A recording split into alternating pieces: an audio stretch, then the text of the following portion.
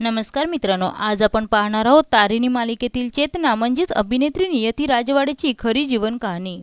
Zee मराठीवरील लोकप्रिय मालिका तारिणीमध्ये चेतना खांडेकर ही भूमिका साकारणारी अभिनेत्री नियती राजवाडे हिचे वैयक्तिक जीवन अत्यंत खडतर आणि संघर्षाने भरलेले आहे। नुकत्याच दिलेल्या काही मुलाखतींमध्ये तिने तिच्या लग्न, घटस्फोट आणि एकल पालकत्व याबद्दलचे अनेक धक्कादायक आणि भावूक अनुभव शेअर केले आहेत। नियतीचा तिच्या पतीसोबत घटस्फोट झालेला असून ती एक सिंगल मदर आहे। तिच्या मुलाची संपूर्ण जबाबदारी ती एकटीच सांभाळत आहे।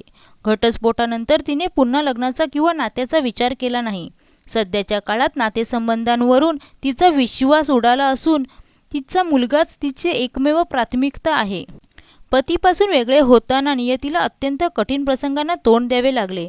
तिला तिचे स्वतःचे हक्काचे घर एका रात्रीत सोडून भाड्याच्या घरात राहायला जावे लागले होते। सिंगल मदर असल्यामुळे आणि घरात कोणी पुरुष नाही म्हणून सुरुवातीला तिला भाड्याने घर मिळण्यासाठीही मोठा संघर्ष करावा लागला। एकल पालकत्व करताना येणाऱ्या आर्थिक अडचणींमुळे तिची प्रचंड तारेवरची कसरत झाली। नियती वयाच्या अवघ्या 5व्या वर्षापासून अभिनय क्षेत्रात कार्यरत आहे। आता ती 45 वर्षांची असून तिचा इंडस्ट्रीमधील संघर्ष अजूनही सुरूच आहे। तिने मराठीसोबतच गुजराती नाटके, हिंदी मालिका आणि चित्रपटांमध्येही काम केले आहे। 1998 मध्ये आलेल्या प्रसिद्ध हिंदी शो फॅमिली नंबर 1 मध्ये तिने भारतीची भूमिका केली होती।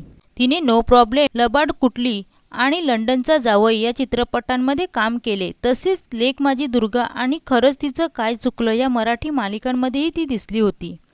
तब्बल 25 वर्षाच्या प्रदीर्घ काळानंतर तिने झी मराठी वाहिनीवर तारिणी या मालिकेच्या माध्यमातून पुनरागमन केले आहे, ज्यातील तिची चेतना ही भूमिका प्रेक्षकांच्या पसंतीस उतरत आहे। अभिनयाव्यतिरिक्त नियती एक यशस्वी उद्योजिका देखील आहे। मुंबईतील गोरेगाव भागात तिचे स्वतःचे कॅफे आहे, जे ती स्वतः चालवते। नियती राजवाडेने आयुष्यात आलेल्या सर्व कौटुंबिक आणि आर्थिक संकटावर मात करत मनोरंजन विश्वात स्वतःचं स्थान टिकवून ठेवलं आहे।